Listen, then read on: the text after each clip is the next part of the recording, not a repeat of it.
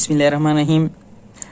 Special sense start करते हैं तो इसमें पहले चैप्टर नंबर 50 जिसको कहते हैं ऑप्टिक्स ऑफ विजन से है, ये स्टार्ट करते हैं।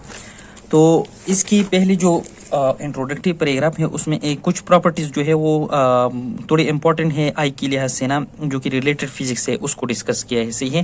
तो सबसे पहले इसमें आता है रिफ्रैक्टिव इंडेक्स, जो कि इस पर डिनोट होता है। रिफ्रैक्टिव इंडेक्स क्या होता है कि जब हम speed of light in air ले लें और फिर उसे किसी दूसरी मीडियम में ले लें जिसको एक्स का नाम दे दे, इन दोनों का रेशो निकाले, उस न्यूमेरिकल वैल्यू को हम क्या कहेंगे, रिफ्रैक्टिव इंडेक्स।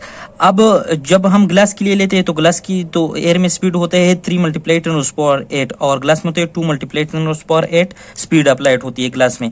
तो इन दोनों के रेशो से आ जाता है कौन कितना वैल्यू 1.5। इसका मतलब ये है कि एयर और ग्लास की रिफ्रैक्टिव इंडेक्स में डिफरेंस कितना है, 1.5 - 1 = 0.5 इनकी दरमियान रिफ्रैक्टिव इंडेक्स है। फिर दूसरी प्रॉपर्टी आ जाती है रिफ्रैक्शन। रिफ्रैक्शन कहती है बेंडिंग ऑफ लाइट। जब लाइट किसी एक मीडियम से दूसरी मीडियम को जाती है उसको क्या कहती है, रिफ्रैक्शन कहते हैं। तो रिफ्रैक्शन की प्रॉपर्टी जो होती है, फिर ये इनके लिए दो चीजें इंपॉर्टेंट होती है, एक दोनों मीडियम की दरमियान क्या रिफ्रैक्टिव इंडेक्स की डिफरेंस, और दूसरा वो सरफेस इंसुलेटेड होना चाहिए। जिस तरह हम ये यहाँ पर ये दो लेते हैं, सही है, दो मीडियम्स ले लेते हैं, एक जो होते हैं ये आई एयर का है, दूसरा होता है ग्लास का है।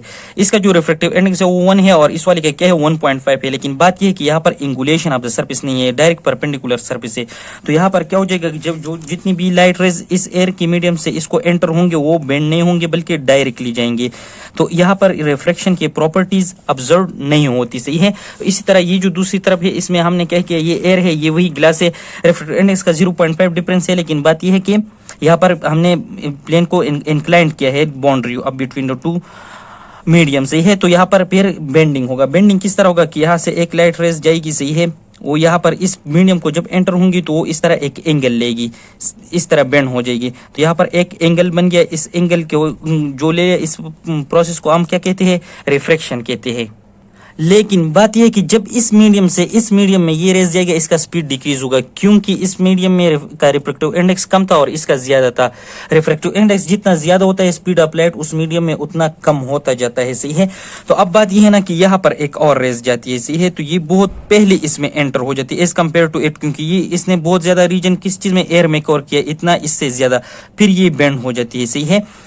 तो अब ये बाकी की ट्रेवल किस चीज में करेंगे, ग्लास की मीडियम में करेंगे विद लो स्पीड, और ये हाई स्पीड के साथ करेंगे। तो इसका मतलब ये है कि ये रेस जो है ना बहुत ज्यादा डिस्टेंस थोड़ी टाइम में कवर करेगा इसके कंपैरिजन में, क्योंकि इसका रीजन ये होता है क्योंकि ये डायरेक्टली बहुत कम डिस्टेंस एयर में कवर करके फिर ग्लास में एंटर हो जाती है, और ये ज्यादा डिस्टेंस एयर में कवर करती है और कम ग्लास में कवर करती है, जो कि ग्लास में फिर क्या होता है, वेलोसिटी ऑफ द लाइट कम होती जाती है।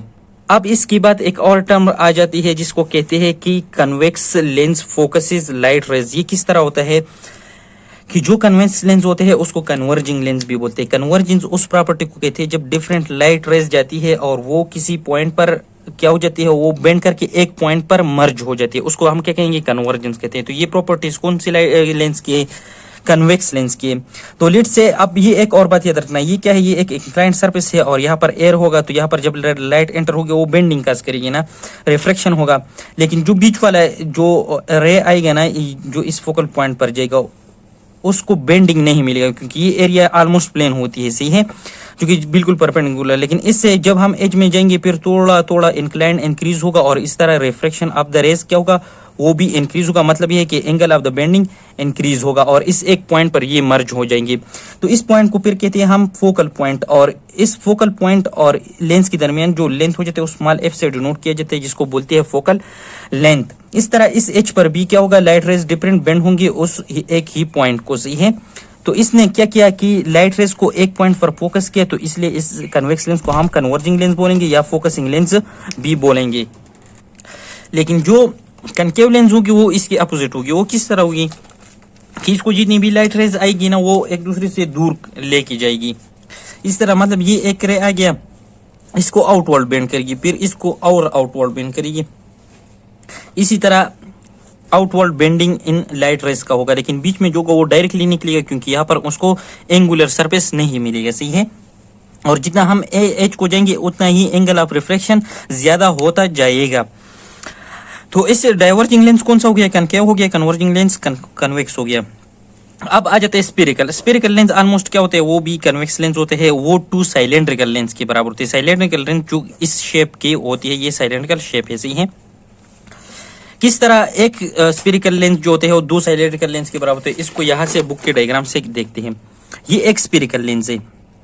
तो स्पेरिकल लेंस की तो सारी सरफेस जो होते हैं वो एंगल दे देती है, ऐसी है। तो सारी की सरफेस से ही 3D कन्वर्जन हो जाती है। जबकि जो साइलेंड्रिकल लेंस होती है उसमें फिर क्या होते हैं कि जो 2 सरफेस होते हैं उसमें तो एंगल नहीं होता ना, तो उस पर कन्वर्जेंस नहीं होती। जबकि जो साइड की होती है ना, वहां पर कन्वर्जेंस होती है। और इस तरह अगर साइलेंड्रिकल लेंस है वो कन्वेक्स नहीं है, कनकेव है, तो फिर डाइवर्जेंस होगी। तो इनकी 2 सरफेस जो है ना वो कम है स्पेरिकल लेंस से। तो क्या करते हैं, हम इसको राइट एंगल पर हम दूसरा साइलेंड्रिकल लेंस ले लेते हैं, इस तरह एक दूसरे को राइट एंगल पर। तो फिर ये जो रिफ्रैक्शन काज करेंगे ना, फिर इक्वल हो जाएगी एक स्पेरिकल लेंस की। अब इसके अलावा 2 टॉपिक्स जो है ये मुकम्मल जो है ना अनइम्पोर्टेंट है, बिल्कुल भी इसका कोई जो होते हैं ना इम्पोर्टेंस नहीं है, सरासर फिजिक्स से। लेकिन इसके बाद एक और टॉपिक आती है जिसको बोलते हैं पावर। पावर एक लेंस की वो एबिलिटी है कि वो जितना ज्यादा कन्वर्जन कर सकती है या डाइवर्जन कर सकती है, उसको हम क्या बोलेंगे, पावर। और इसकी जो यूनिट होगी उसको हम कहेंगे डायोप्टर। अब ये पावर डिपेंड किसकी पर करता है, एक लेंस की पावर डिपेंड करते हैं थिकनेस ऑफ द लेंस पर। जितना ज्यादा थिकनेस होगा उतना ज्यादा डाइवर्जेंस होगा, बहुत जल्दी डाइवर्जन करेगा, सही है। दूसरा इनवर्सली रिलेट होता है distance of object from the lens. अगर एक ऑब्जेक्ट दूर है लेंस से तो फिर जो इनके कन्वर्जेंस या डाइवर्जेंस होगी वो बहुत दूर होगी। और फोकल लेंथ को भी ये इनवर्सली रिलेट है। ये किस तरह इनवर्सली रिलेट है, ये हम 3 लेंस ले लेते हैं, एक 1 डायोप्टर है, एक 2 डायोप्टर है, एक 10 डायोप्टर है, सही है। अब ये जो 1 डायोप्टर है इस पर हम उसी तरह की सेम लेट से 3 रेज छोड़ देते हैं। ये जो रेज होते हैं ये बहुत दूर ही एक दूसरे से मिलकर फोकल पॉइंट बना देती है, सही है। और यहाँ पर फोकल लेंथ भी बहुत ज्यादा इंक्रीज हो गया, सही है। ये फोकल पॉइंट यहाँ बन गया, सही है। तो इनने बहुत दूर मतलब ये जो एंगल ऑफ द रेस है वो बहुत कम दे देते हैं, सही है। मतलब कन्वर्जेंस ये जल्दी नहीं करता। फिर हम जब 2 डायोप्टर पर इस तरह 3 रेस छोड़ देते हैं तो वो उससे थोड़ा आगे डाइवर्जन कर मतलब कम टाइम में कर देते हैं और फोकल लेंथ भी इसका उससे कम हो जाता है। लेकिन जब हम 10 डायोप्टर ले लेते हैं और उस पर छोड़ लेते हैं तो वो बहुत जल्दी ही अपनी नजदीक कन्वर्जेंस कर देते हैं और फोकल लेंथ बहुत ज्यादा डिक्रीज कर देते हैं। तो यहाँ से पता चल गया। अब अगर आप देखें तो 1 डायोप्टर के लिए क्या था, लेंस 3 था, फिर थोड़ा थिक हो गया, फिर ज्यादा थिक किया हमने तो इसका जो कन्वर्जेंस प्रॉपर्टी थी वो ज्यादा हो गया। इसका मतलब ये इसका पावर ज्यादा हो गया।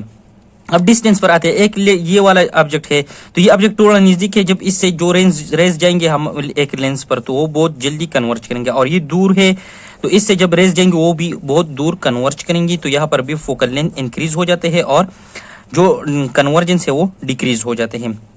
अब इन दोनों के लिए क्या है कि एक रेटिना होता है, जब रेटिना पर लाइट रेज पड़ती है, सही है, और ये लाइट रेज अगर दूर इस तरह ज्यादा फोकल लेंथ के साथ कन्वर्ज करेंगे तो वो रेटिना से पीछे कन्वर्ज हो जाएंगे। और अगर बहुत जल्दी कन्वर्जेंस करेगी इस हमारे लेंस के लेंस, ये एबनॉर्मल कंडीशन है। अगर एबनॉर्मल लेंस जो होते हैं वो ज्यादा डायोप्टर के हो जाए, ज्यादा पावर के हो जाए, तो फिर रेटिना के आगे कन्वर्जेंस करेगी। तो ये दोनों क्या है, एबनॉर्मल कंडीशन है। इसको हम बोलते हैं, इस वाले को हम फार साइटनेस बोलते हैं या हाइपर ट्रोपिया, सही है। और इस वाले को मायूपिया कहते हैं या नियर साइटेडनेस, ये बाद में आते हैं।